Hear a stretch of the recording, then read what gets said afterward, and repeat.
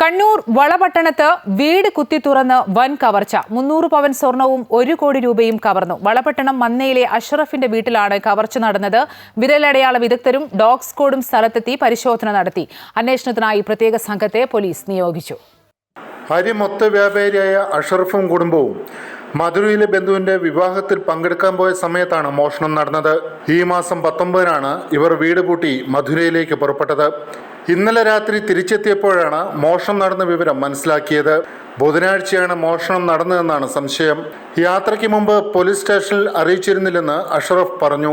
വീട്ടിൽ തന്നെ ലോക്കർ ഉണ്ടായിരുന്നതുകൊണ്ടാണ് പണവും സ്വർണവും വീട്ടിൽ തന്നെ സൂക്ഷിച്ചത്.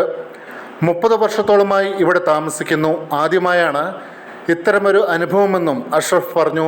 ലോക്കറിലിരിക്കുന്ന സ്ഥലവും ലോക്കർ എവിടെയെന്നും കൃത്യമായി മനസ്സിലാക്കിയാണ് മോഷണം നടത്തിയിരിക്കുന്നതെന്ന് വീട്ടുടമ അഷ്റഫിന്റെ ഭാര്യ സഹോദരൻ ജാബിർ പറഞ്ഞു. ലോക്കറും താക്കോലും വേറെ വേറെ മുറിയിലായിരുന്നുവെന്നും ജാബിർ പ്രതികരിച്ചു. എന്നാൽ മോഷണം നടത്തിയത് അറിയുന്ന ആളുകളാണോ എന്ന് ഇപ്പോൾ പറയാൻ കഴിയില്ലെന്നും ജാബിർ പറഞ്ഞു. ഏകദേശം നമ്മളെ കണക്ക് പ്രകാരം ഏകദേശം 1 കോടിക്ക് അടുപ്പിച്ചിട്ടുണ്ടാവും. പറയാൻ പറ്റില്ല, എപ്പോൾ നോക്കിയാലേ മനസ്സിലാവും. കാരണം ബാങ്കിലടക്കാൻ പറ്റിയ പൈസയാണ്. അത് സ്വർണം ഏകദേശം അവരുടെ മകളതും പിന്നെ മകൻ്റെ ഭാര്യൻ്റെത് അതല്ല. കാരണം ഇവിടെ ലോക്കറിലുണ്ട്, ഇവിടെ വെക്കില്ല. പിന്നെ പങ്ങളത് ലോക്കർ ഇവിടെ ഉള്ളതുകൊണ്ട് ഇവിടെ വെക്കുന്നു. എല്ലാം കറക്റ്റായിട്ട് തന്നെ നമ്മളെ ലോക്കറുള്ള സ്ഥലം വരെ അവർക്ക് മനസ്സിലായി.